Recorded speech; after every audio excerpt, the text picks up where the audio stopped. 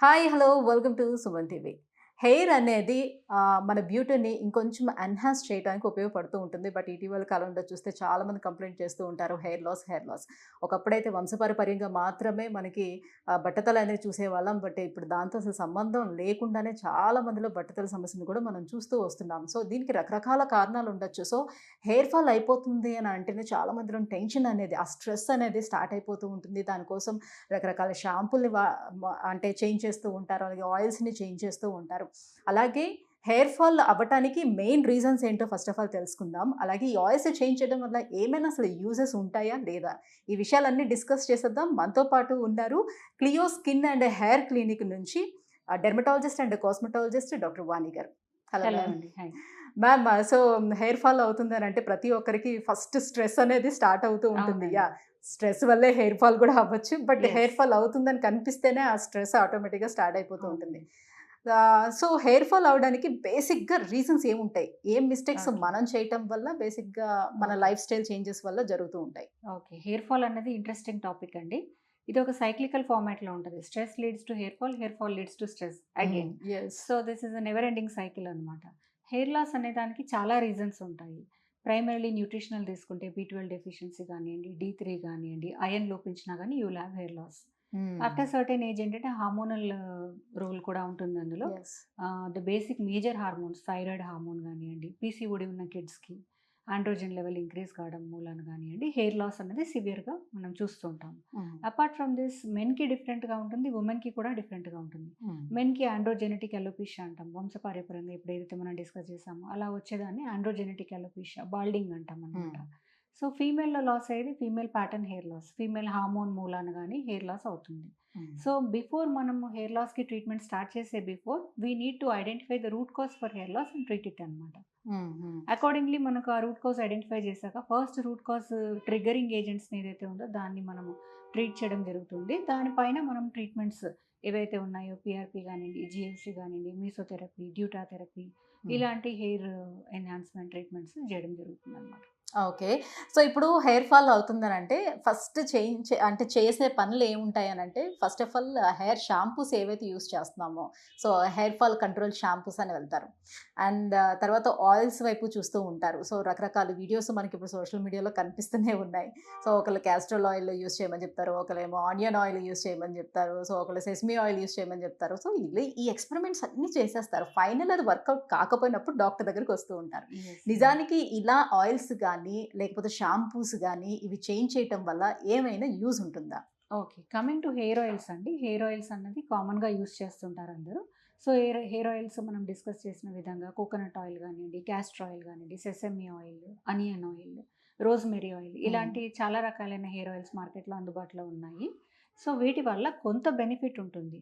Actually they increase the hair shaft conditioning అన్నది increase అవ్వడం మూలాన షాఫ్ట్ అన్నది స్ట్రాంగ్‌గా ఉంటుంది. Hmm. So, it helps to an extent. But not fully it doesn't reverse the hair loss and regrowth of hair దాని వలన టోటల్‌గా మాత్రం జరగదండి. ఫస్ట్ మనం ఐడెంటిఫై చేసుకోవాలి రూట్ కాజ్ ఏది అని. దాన్ని ట్రీట్ చేసుకోవడం మూలాన మనం హెయిర్ లాస్ అనేది రివర్సిబుల్‌గా ఉంటుంది. హ్మ్. సో, ఈ ఆయిల్స్‌కొచ్చినట్లయితే normal virgin coconut oil helpful అనమాట. కిడ్స్‌కి గానియండి, అడల్ట్స్‌కి గానియండి.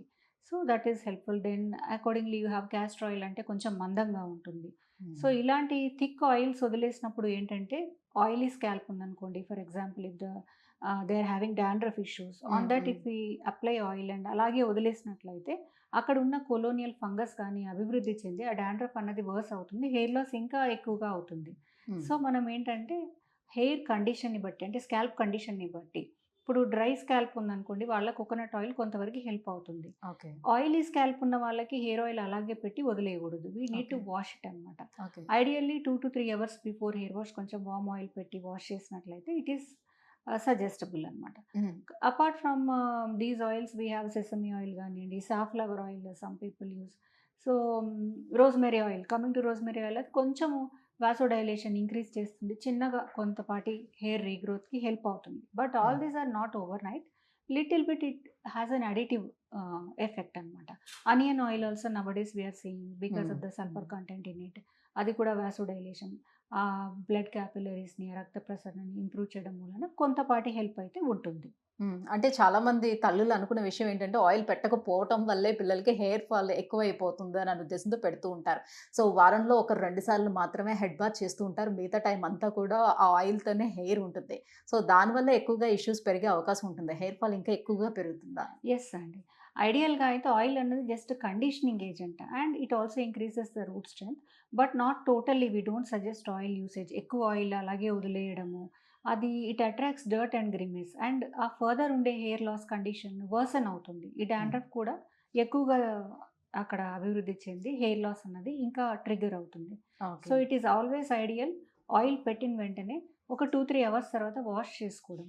హ్మ్. హ్మ్. సో, వీక్లీ ఇప్పుడు ట్వైస్ ఆర్ థ్రైస్ అంటే టేక్ ఎ విజిట్. డాండ్రఫ్ ఉండడం వల్ల కూడా హెయిర్ ఫాల్ అవుతూ ఉంటుంది కదా! అసలు బేసిక్‌గా డాండ్రఫ్ అనేది ఎందుకొస్తుంది? ఓకే. గుడ్ క్వెషన్ అండి. డాండ్రఫ్ అనేది అక్కడ ఉండే కొలోనియల్ ఫంగస్ ఏదైతే అభివృద్ధి చెందడం మూలాన డాండ్రఫ్ అన్నది వస్తుందనమాట. ఈ డాండ్రఫ్ అన్నది మనకి అండర్‌లయింగ్ హార్మోన్ మూలాన హ్మ్. ఆండ్రోజెన్ అనే పర్టిక్యులర్ హార్మోన్ రైజ్ అయినప్పుడు అక్కడ ఆయిల్ గ్రంథులు ఆయిల్ ఎక్కువగా ఉత్పత్తి చేయడం జరుగుతుంది. ఓకే. ఆయిల్ ఎక్కడైతే ఉందో ఆ ఫంగస్‌కి ఆయిల్ అనేది ఒక ఫుడ్ లాంటిదనమాట. హ్మ్. సో, ఆ ఫంగస్ ఆయిల్‌లో it thrives well. It acts as a culture medium for the okay. Fungus to grow. Hmm. So, this dandruff అనేది వర్సన్ అయిపోతుంది. హ్మ్. డాండ్రఫ్ కొంతమంది ఆయిలీ స్కిన్ ఉన్న వాళ్ళకి చూడండి, ఆయిలీ స్కాల్ప్ ఉన్న వాళ్ళకి ఎక్కువగా ఉంటుంది. హ్మ్. హ్మ్. దట్ ఈస్ అయితే హౌ ఇట్ మరి ఈస్. డాండ్రఫ్‌ని అంత సీరియస్‌గా తీసుకోవాల్సిన నెసెసిటీ ఎంతవరకు ఉంది? ఇప్పుడు డాండ్రఫ్‌కి సంబంధించిన షాంపూస్, యాంటీ డాండ్రఫ్ షాంపూస్ అని వస్తున్నాయి కదా! సో, అవి యూజ్ చేయటం వల్ల ఏమైనా ఉపయోగం ఉంటుందా? ఉంటుందండి. సో, యాంటీ డాండ్రఫ్ షాంపూస్‌లో చాలా రకాలైన మాలిక్యూల్స్ ఉంటాయి. కొన్ని కిటకొనజోల్ అని, కొన్ని సైక్లోపెరాక్సోలమైన్ అని, ఇలాగా సెలీనియం సల్ఫైడ్ ఇలాగ డిఫరెంట్ కైండ్ ఆఫ్ మాలిక్యూల్స్ ఉంటాయన్నమాట. జనరల్‌గా ఈ మాలిక్యూల్స్ ఏంటంటే మేము పేషెంట్ మా దగ్గర అప్రోచ్ అయినప్పుడు ఇన్ రొటేషన్‌లో యూజ్ చేస్తూ ఉంటామన్నమాట. హ్మ్. సో, ఈ మాలిక్యూల్స్ అనేది ఈ డాండ్రఫ్ యొక్క ఇంటెన్సిటీని డిక్రీజ్ చేస్తాయి. దాని మూలాన స్కాల్ప్ ఇట్చింగ్ గానియండి, ఫ్లేకింగ్ గానియండి, ఇలాంటి డిస్కంఫర్ట్ ఉండకుండా ఫర్దర్ హెయిర్ లాస్ అవ్వకుండా ఉంటుంది.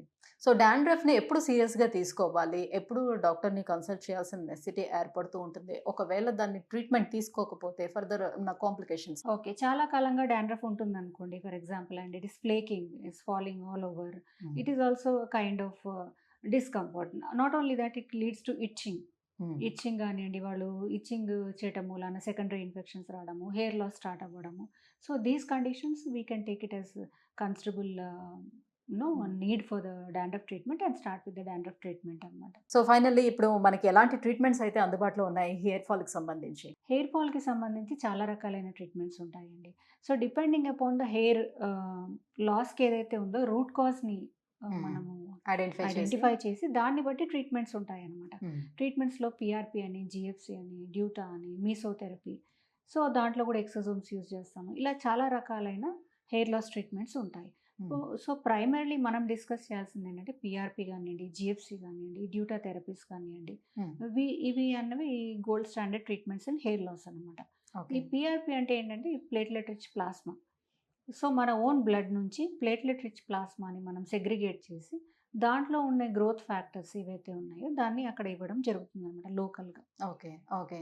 సో, అలా ఎన్ని సిట్టింగ్స్ వాళ్ళు ట్రీట్మెంట్ తీసుకోవాల్సిన అవసరం ఉంటుందనేది మీరు వాళ్ళని ట్రీట్ చేసేటప్పుడే ముందే తెలిసిపోతుందా? యెస్ ఇన్ని అండి. సిట్టింగ్స్ యెస్ మనం అండి. ఇవ్వాలి యెస్ అని? అండి. Depending upon their hair loss మనం హ్మ్. ఏదైతే వాళ్ళకి వాళ్ళ తీవ్రతను బట్టేసి, వాళ్ళ రూట్ కాజ్‌ని పట్టేసి then we suggest the number of sittings also. Hmm. So, నార్మల్‌గా ఏంటంటే 4-5 sessions maximum 6 sessions we suggest అనమాట. స్పేస్డ్ అపార్ట్ 3 వీక్స్ టు 4 వీక్స్‌కి ఒకసారికి ఈ పీఆర్‌పీ థెరపీ చేయడం జరుగుతుంది. So, okay. పీఆర్‌పీ కంటే అడ్వాన్స్డ్ అంటే గ్రోత్ ఫ్యాక్టర్ కాన్సంట్రేట్ అనమాట. ఇది GFC. GFC therapy. So, GFC therapy is giving promising results బావున్నాయి. Second to okay. థర్డ్ సెషన్‌కి the results are showing up on optimistic scale అనమాట. So, ఈ జీఎఫ్‌సీ ఏంటంటే ఈ పీఆర్‌పీ కంటే కూడా కొంచెం growth factor concentrate. So, hmm. Even the pain factor also when they are injecting it is less compared to the PRP అనమాట. Oh! Okay. Right. So, PRP, GFC ఈ రెండిట్లో ఏది బెటర్ అంటే ఏది సజెస్ట్ చేస్తారు? ఏది ఎక్కువ గుడ్ రిజల్ట్‌నిస్తుంది? ఎన్ని రోజుల్లో మనం రిజల్ట్ చూడొచ్చంటారు? ఓకే. ఆహ్, అంటే రీగ్రోత్ ఎప్పుడు స్టార్ట్ అవుతుంది అననేది? ఓకే. సో, ఇవన్నీ ఓవర్‌నైట్ ట్రీట్మెంట్స్ కాదండి. Generally they take around 6-8 weeks. Minimum హెయిర్‌లో మనం ఏ చేంజ్ చూడాలనుకున్నా గానీ 3 మంత్స్ టైం మాత్రం ఖచ్చితంగా పడుతుంది. So, PRP is nothing but platelet rich plasma, GFC is growth factor concentrate. So growth factor కాన్సన్ట్రేట్కి little more advantage than the platelet okay. Rich plasma. Growth factor concentrate, what I am seeing in practice, definitely it is superior to the PRP therapy అన్నమాట. Right. So ఈ treatments చేస్తుండేటప్పుడు వాళ్ళు పలానా precautions ఖచ్చితంగా follow అవ్వాల్సిన అవసరం ఉంటుందా? అవునండి. Precautions అంటే when coming to what they have to use, serums కానియండి, షాంపూస్ కానియండి, ద హెయిర్ ఆయిల్ కానియండి, how to use and when to use, and root cause వాళ్ళకి ఏదైతే ఉందో దానికి సంబంధించిన న్యూట్రిసూటికల్స్ కానియండి, hormonal medications, therapies what we suggest అన్నది కంపల్సరీగా వాళ్ళు they have to follow up అనమాట. Otherwise we are just giving the external PRP or GFC and they are not taking the nutritional supplement or not correcting the underlying reason, then there won't be much of a change anamata. So okay. it has to be in sync with the treatment. Right. Thank you ma'am. Thank you so much. So hair fall అవ్వటానికి మేజర్గా reasons ఏముండొచ్చు, మన దగ్గర అవైలబుల్గా ఉన్నటువంటి treatments ఏంటి, అవన్నీ కూడా explain చేసినందుకు thank you so much. Thank you. So viewers చూస్తున్నారు కదా, హెయిర్ ఫాల్ అవుతుందంటే ఫస్ట్ ఆఫ్ ఆల్ షాంపూస్ అలాగే ఆయిల్స్ని మనం చేంజ్ చేయడం కాదు, ఆ హెయిర్ ఫాల్ అవ్వటానికి అసలు రూట్ కాజ్ ఏంటి అనేది మనం చూయించుకోవాలి. దానికి తగ్గట్టుగా ట్రీట్మెంట్ తీసుకుందామంటే, అంటే అది ఎంత యాజ్ ఎర్లీ యాజ్ పాసిబుల్ దాన్ని ఐడెంటిఫై చేసి ట్రీట్మెంట్ తీసుకుందామంటే బెస్ట్ రిజల్ట్స్ అనేది మనం చూడొచ్చు. మీలో ఎవరైనా హెయిర్ ఫాల్తో బాధపడుతున్నట్లయితే కింద స్క్రోల్ అవుతున్నటువంటి నెంబర్లకి కాల్ చేయండి. క్లియో స్కిన్ అండ్ హెయిర్ క్లినిక్ని ఒకసారి అప్రోచ్ అవ్వండి. Thank you.